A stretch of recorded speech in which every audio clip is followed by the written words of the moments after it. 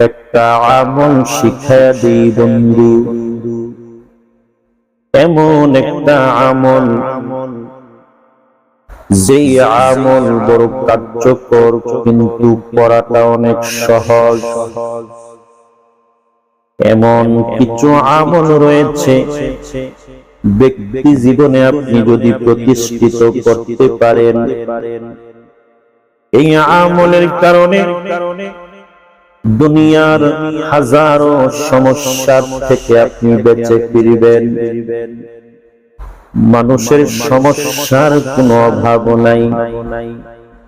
সকাল সন্ধ্যার একটা আমল শিখায়া দিই রে বন্ধু।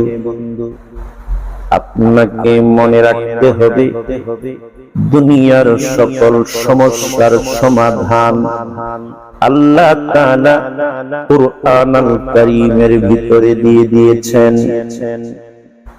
ওয়ানুনাজ্জিলু মিনাল কুরআনি মা হুয়া শিফাউন ওয়া রাহমাতুল লিল মুমিনিন।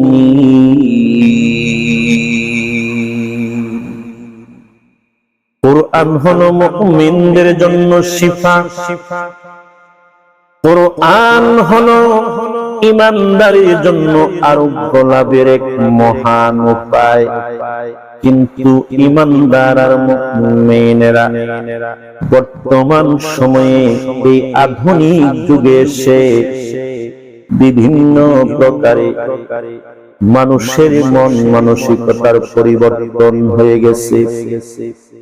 ইহুদি খ্রিস্টানদের সংস্কৃতি মানুষকে ধ্বংসস্তূপে পরিণত করছে, মানুষ তার অনুধাবন করতে পারছে না। বন্ধু গো, মুমিনের জন্য কোরআন হলো শিফা। মুমিন কারা রে? মুমিন কোন ব্যক্তি? আল্লাহ তাআলা কুরআনুল কারীমের বহু জায়গায় ঈমানদার আর মুমিনের পরিচয় দিয়েছেন।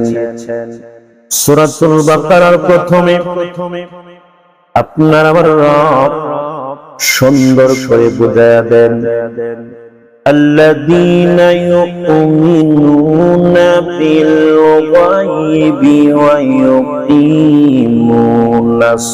সালাতা ওয়া মিম্মা রাযাকনাহুম ইউনফিকুন।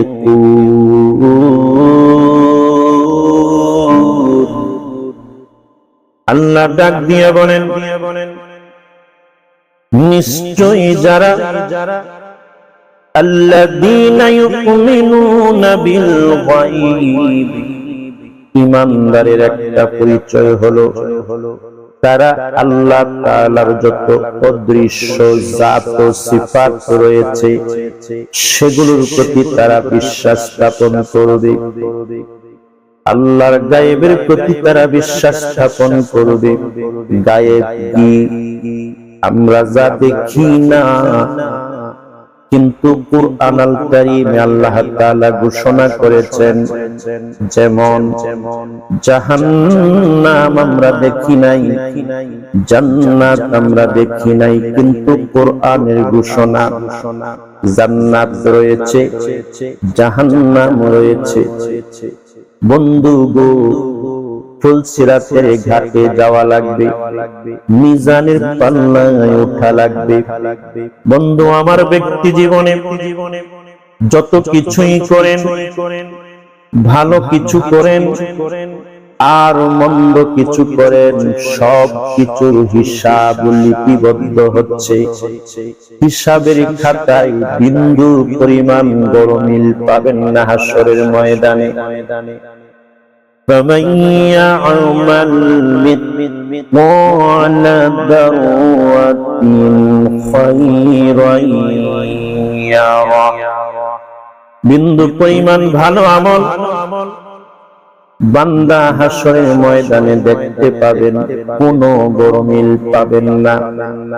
বন্ধুরা আমার, দুনিয়ার সাধারণ কোন কম্পিউটারের মাঝে যখন হিসাব নিকাশ করা হয়, বন্ধুরে lakh lakh crore crore million billion trillion টাকার হিসাব কম্পিউটারে করা হয়, ডিজিটাল মেশিনে করা হয়, সামান্যতম ভুল হয় না।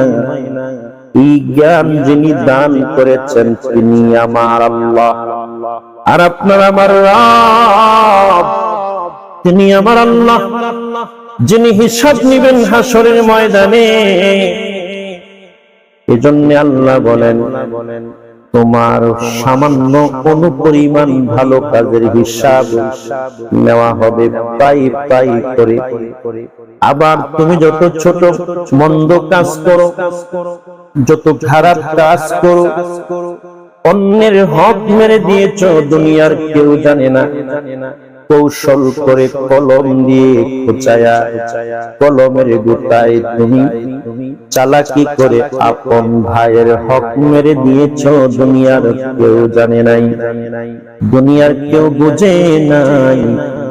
তোমার ভাই হয়তো দুর্বল, তোমার থেকে সামাজিক প্রতিপত্তি নাই, অর্থনৈতিক ভাবে সক্ষমতা নাই, এজন্য আপন ভাইকে তুমি মেরেছ, আপন ভাইয়ের হক মেরে দিয়া নিজে আলিশান বাড়ি করেছ, গাড়ি করেছ, মার্কেটের মালিক হয়েছ। ও বন্ধু, তুমি তো ভাবছো কেউ জানে না, তুমি ভাবছো কেউ তো তার খবর রাখে না, কিন্তু আমার আল্লাহ ঘোষণা দিচ্ছেন,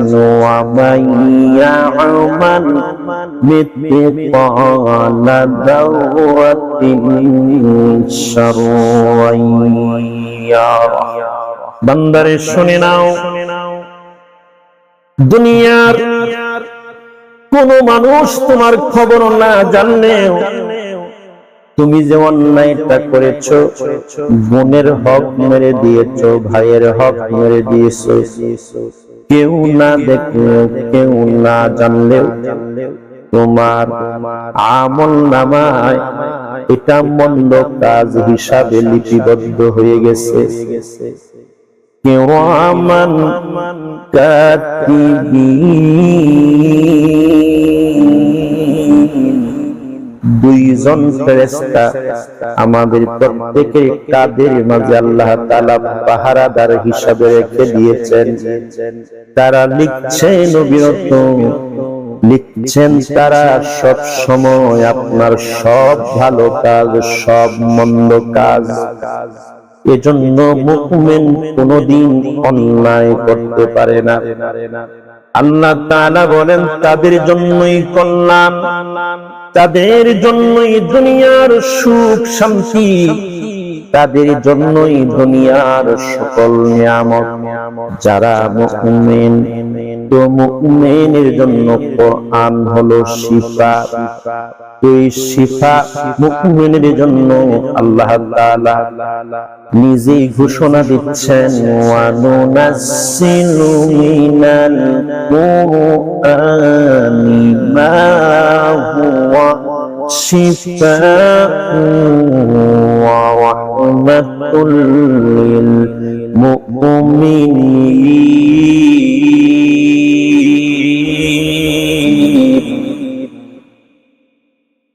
বান্দা, তুমি যদি মুমিন হও, তুমি যদি ইমানদার হও, তোমার জন্য কোরআন শিফা হয়ে যাবে, তোমার জন্য কোরআন রহমত হয়ে যাবে। কোন বিপদ হবে না, মুসিবত হবে না। বন্ধু আমার, মুমিনের আরেকটা শর্ত হলো, আজকের যে পরিস্থিতি বাংলাদেশের, ইমানদারের অভাব নাই, মুমিনের অভাব নাই, কিন্তু প্র্যাকটিক্যালি খোঁজ নিলে দেখবেন এমন ইমানদার এক মাসের ভিতরে একদিনও ফজরের নামাজ আদায় করে নাই, দাবি করে সেই ইমানদার।